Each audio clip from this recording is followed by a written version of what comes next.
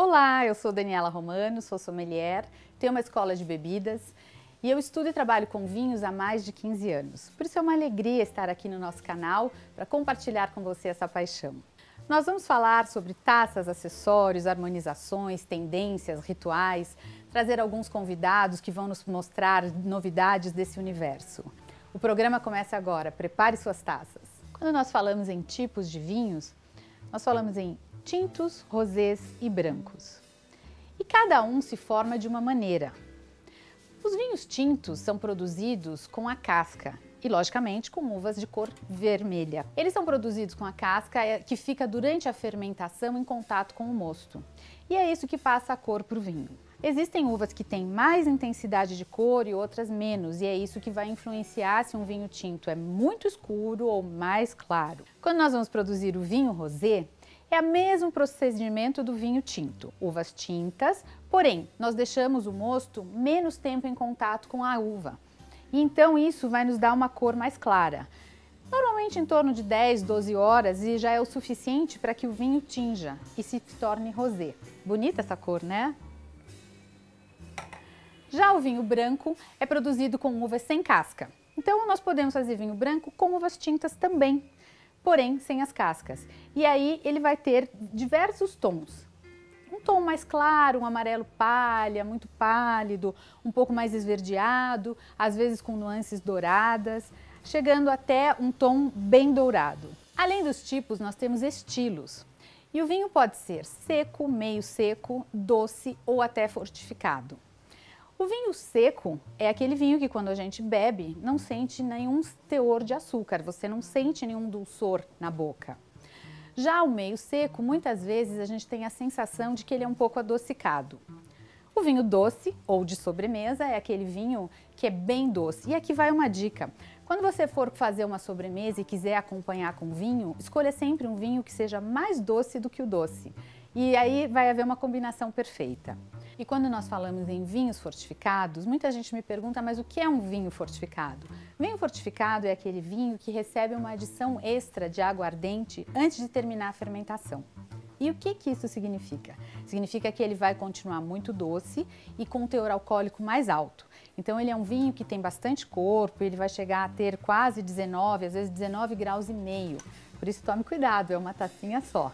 Mas para falar um pouco mais do vinho fortificado e principalmente do vinho do Porto, eu convidei a Karene Vilela, uma amiga querida, que é especialista em vinho do Porto. Tudo bom, Karene? Oi, Dani, tudo bom? Bem-vinda. Obrigada. Adorei seu cantinho do Que vinho, bom, seja muito legal. bem-vinda aqui. Queria muito que você contasse pra gente. O vinho do Porto tem uma história muito interessante quando ele começou lá atrás, né, legal. Karene? O vinho do Porto começou realmente ele sendo um vinho tranquilo tinto, normal, um vinho do Douro tinto. Surgiu num acaso, de uma forma meio inusitada. Por que surgiu de uma forma inusitada? Porque era um vinho tranquilo, tinto, do Douro. Sim. E Portugal tinha que exportar o vinho para a Inglaterra, só que nas viagens o vinho acabava estragando. Então o que aconteceu? Para o vinho não estragar, eles resolveram colocar aguardente vínica na fermentação do vinho, aumentar o teor alcoólico e nesse caso o vinho não estragava. Ele ficava mais conservado. Ficava conservado durante as viagens. E Portugal, o primeiro produto que foi exportado de Portugal foi o vinho do Porto. Olha que bacana. Outra curiosidade bacana sobre o vinho do Porto é que o vinho do Porto não é feito no Porto, como todo mundo imagina que é. É um vinho do Douro, da região do Douro, exatamente. Mas existia um porto, que era a cidade do Porto, onde eram expedidos os vinhos, e estavam escrito, vinho do Porto, porque saía do Porto. Então a Inglaterra começou, eu quero vinho do Porto, eu quero vinho do Porto, mas o vinho assim é do Douro. Ele é um vinho do Douro. Tem uma curiosidade, né? O vinho do Porto não é só um vinho, né? São vários tipos, não é isso mesmo? Porque as pessoas geralmente acham que o vinho do Porto é um único vinho.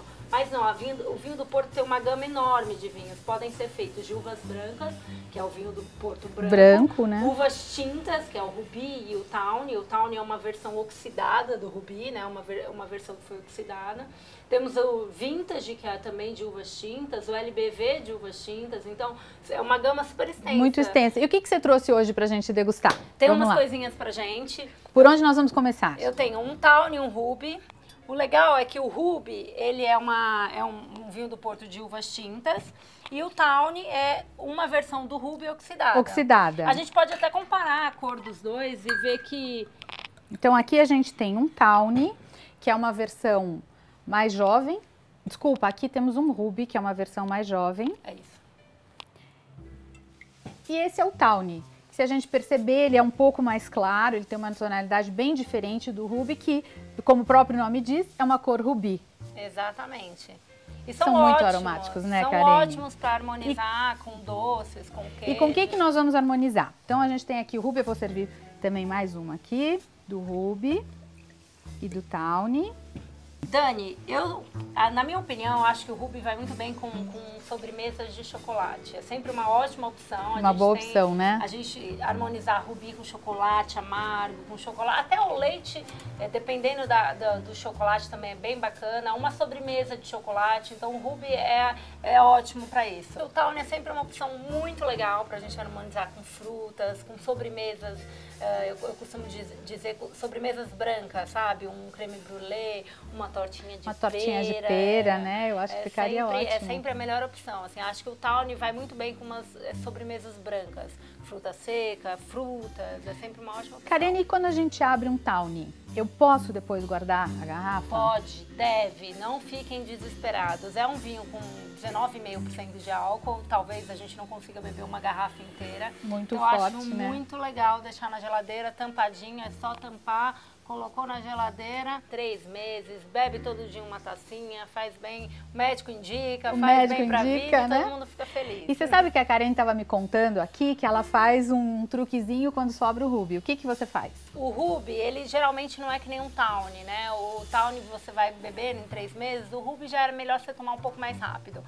Eu até tomo em 10 dias, eu acho que dá pra tomar. Dá pra tomar. Mas se sobra, eu acho que é legal colocar numa forminha de gelo, fazer gelo, depois a gente pega o gelo e coloca nos drinks. Eu adorei essa ideia. É bom que a gente até adoça, não né? É? Já deixa docinho. Já deixa docinho e ainda com um aroma especial. É isso. Muito bacana. Bom, e eu vi que você trouxe um vintage também, né? Maravilhoso, já tá aqui no decanter, decantando, o aroma aqui tá invadindo toda a sala. O vintage é sempre um momento de celebração, né? O vintage é para abrir e beber na hora.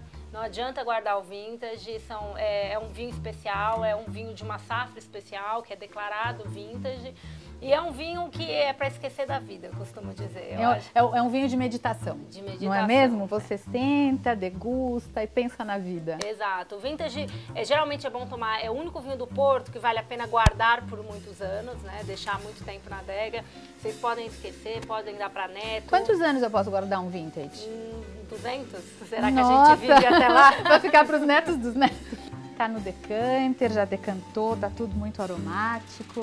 E o legal é entender que o vintage é um dos vinhos que tem safra, né? Já vintage quer dizer a safra, né?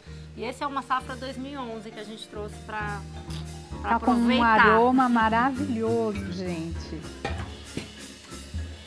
Bom, vamos fazer um brinde? Opa, Cheers, a nós. E é o vinho do Porto. É o vinho do Porto. Maravilhoso. Maravilhoso. E o vintage? O que a gente harmonizaria? Eu acho que o vintage é sempre muito legal com queijos azuis. Adoro. Que na realidade é um hábito muito inglês, né? O vinho do Porto é português, né? Da região do Douro, mas é um hábito muito inglês. Muito inglês, né? Queijos escuros, azuis, roquefort e um vintage para acompanhar, para fazer uma harmonização perfeita, assim, é bem legal. Maravilhoso. Gente, o programa está chegando ao fim, tô até com peninha. Karine, obrigada, que bom que você pôde vir Obrigada e trazer... a você, Dani, foi um prazer estar aqui trazendo os vinhos, foi muito legal mesmo. Os vinhos maravilhosos, difícil de escolher, hein? A gente tem muita opção aí para tomar muitos anos. Muitos anos, com certeza. E você, obrigada por estar conosco. Continue nos assistindo e conhecendo um pouco mais desse universo maravilhoso que é o vinho. Muitas tendências, eventos, lançamentos e coisas que estão acontecendo. Um beijo, até a próxima. Cheers! Saúde!